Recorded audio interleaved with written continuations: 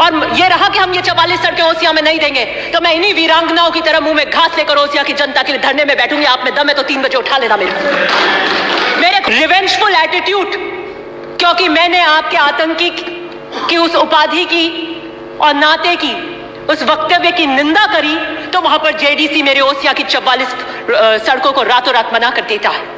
But I believe that this decision by the JDC to tell me that not a single road will be given to OCI is a manipulative behavior according to political revengeful attitude.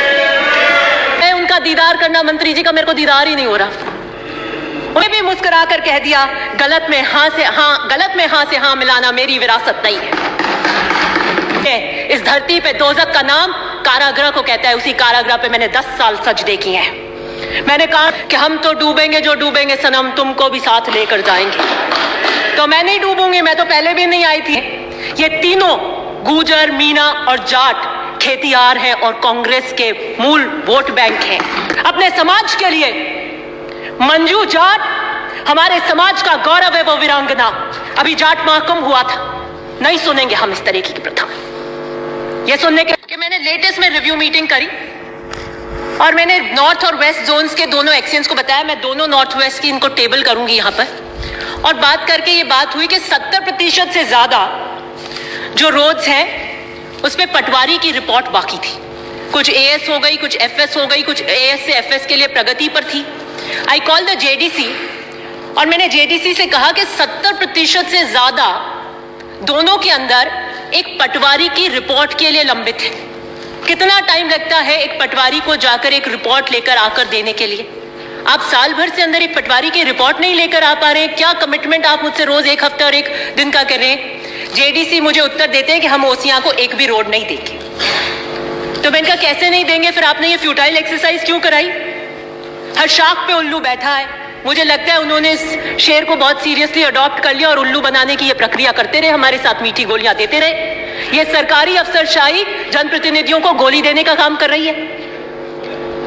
Osian से आपकी कोई आय नहीं है। Past में ओसिया से JDA को स्वीकृत हुई है सड़कें, वो कैसे हुई? मैं तो जानना चाहती हूं कि ये जो पूरी एक एक्सरसाइज चल रही थी, यकायक सडन यू टर्न 2 दिन में कैसे हुआ कि नहीं देंगे? तो क्यों आप हमसे वार्ता कर रहे थे? क्यों आपने अपनी टीम्स वहां गांवों में भेजी? क्यों आपने रास्ते के पूरे रूट देखे?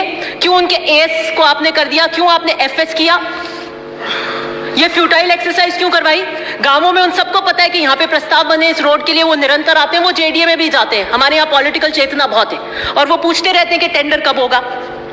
क्यों आपने किया? और अगर जो कंसोलिडेटेड फंड 44 रोडों का लिया गया उस वित्तीय वर्ष में, वो अगर इन रोडों पे एग्जॉस्ट नहीं किया जाएगा तो किधर एग्जॉस्ट किया जाएगा? उस फंड को क्यों और किसी और जगह क्यों यूटिलाइज किया जाएगा?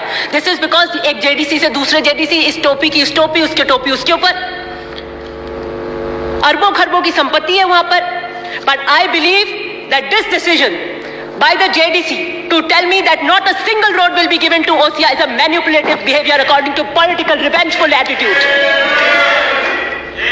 ऐसा क्या हो गया 2 दिन में? प्रगति रिपोर्ट 15 दिन पहले आज आप कह रहे हैं कि नहीं देंगे।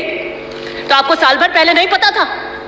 आप हमें 2 साल पहले कहते थे, हम उसके लिए और कोई रेवेन्यू सोर्सेज ढूंढने की कोशिश करते कि हम उन रोडों 6 महीने पहले, आज आप मार्च में हमें कह रहे हैं कि हम नहीं देंगे। उधर आप 10 करोड़ के प्रस्ताव ले चुके हैं हमारे से मिसिंग लिंक में। कहां से हम इनको 44 रोडों को एडजस्ट करेंगे? सच बात पूछिए तो उन्हें एक दिन महफिल सजाने का शौक आया। सच बात पूछिए तो उन्हें एक दिन महफिल सजाने का शौक आया। मैंने देखा कि क्या हुआ यकायक इन 2 दिनों में। वो सनम जो खुदा बन गए उनका दीदार करना मना है। वो सनम जो खुदा बन गए उनका दीदार करना, मंत्री जी का मेरे को दीदार ही नहीं हो रहा।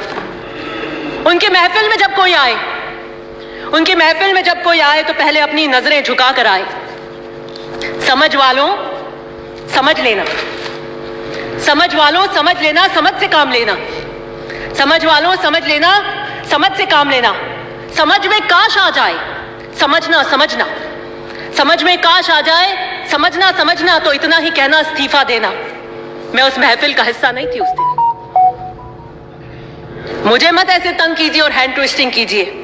मैं तो 20 में भी अपनी जगह थी, 23 में भी अपनी जगह थी, आज भी सही जगह खड़ी हूं। Somebody who is a convict begging for mercy can be the minister. फिर मैंने फिर सोचा कि चलिए पॉलिटिकल रिवेंजफुल एटीट्यूड इन्हीं 2 दिन में क्यों हुआ? इसी 2 दिन के अंदर ऐसा क्या घटनाक्रम हो गया? तो मैंने पूछा, अर्ज करी बंदे परवर से, मैंने अर्ज करी बंदे परवर से, क्यों सितम ढा रहे हो हम पर? मैंने अर्ज करी बंदे परवर से, क्यों सितम ढा रहे हो हम पर? बात सुनकर हंसकर मुस्कुराकर वो बोले, हमसे टकराना मना है। मैंने भी मुस्कुराकर कह दिया, गलत में हां से हां मिलाना मेरी विरासत नहीं है। प्रियंका गांधी जी के नारे को आत्मसात कर रही हूं, लड़की हूं, लड़ सकती हूं, द्रौपदी नहीं हूं, बाहरी कृष्ण की आवश्यकता नहीं है मुझे अपनी रक्षा के लिए। मैंने 10 साल जबर के अंधेरों में जिंदगी गुजारी है। मैंने 10 साल दोजक पे सजदे किए हैं। इस धरती पे दोजक का नाम कारागृह को कहता है, उसी कारागृह पे मैंने 10 साल सजदे किए हैं। मैंने कांटों से नहीं, फूलों से धोखे खाए हैं।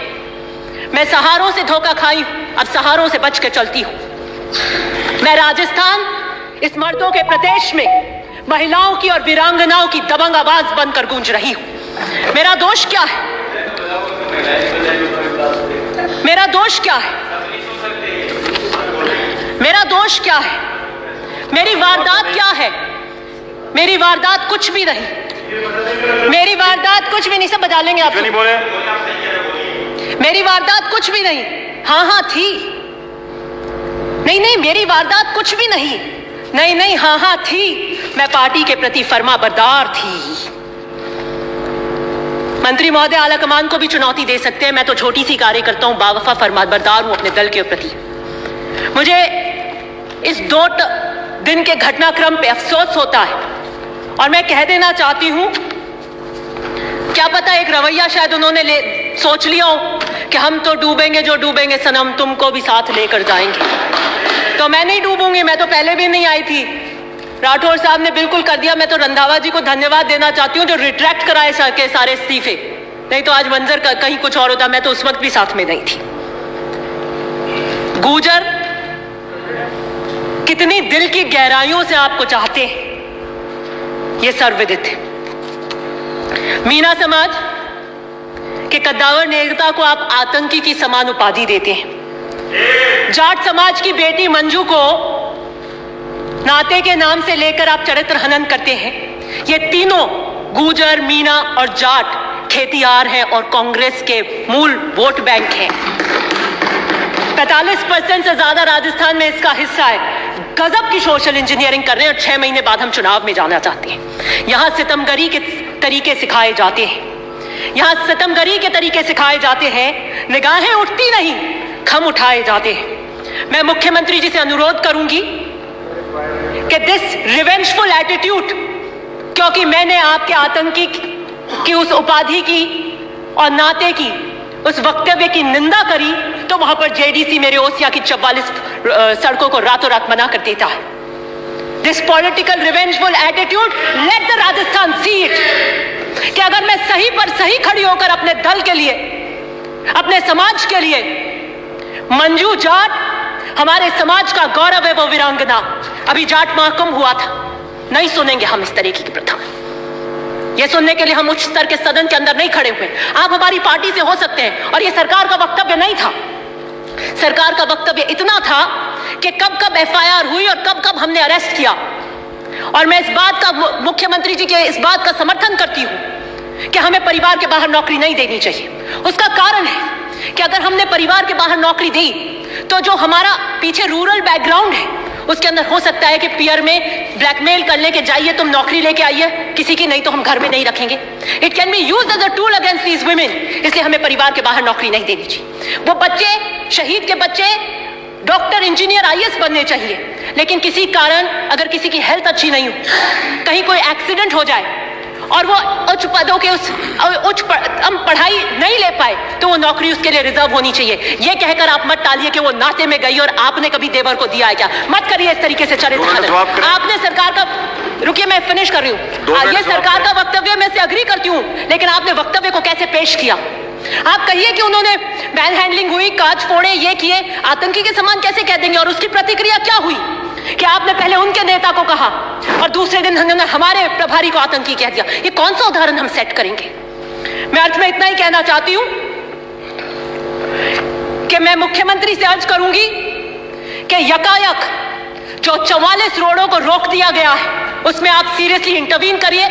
और मंत्री जी क्योंकि आजकल जिद पे आ जाते हैं और उनकी जिद सबसे बड़ी होती है, उसके आगे सब नतमस्तक हो जाते हैं। वो अगर जिद पे अड़ गए और ये रहा कि हम ये 44 सड़कें ओसिया में नहीं देंगे, तो मैं इन्हीं वीरांगनाओं की तरह मुंह में घास लेकर ओसिया की जनता के लिए धरने में बैठूंगी। आप में दम है तो 3 बजे उठा लेना मेरे खून आरजू को वो समझ रहे हैं पानी, मेरे खून आरजू को वो समझ रहे हैं पानी। मेरी रोडे रोक कर नहीं कर मेरा हाथ मरोड़ पाएंगे आप।